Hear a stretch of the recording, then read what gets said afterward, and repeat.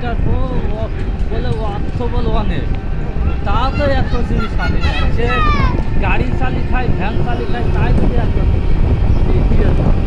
মানে দুটো ঘরে জিনিস ধরিনি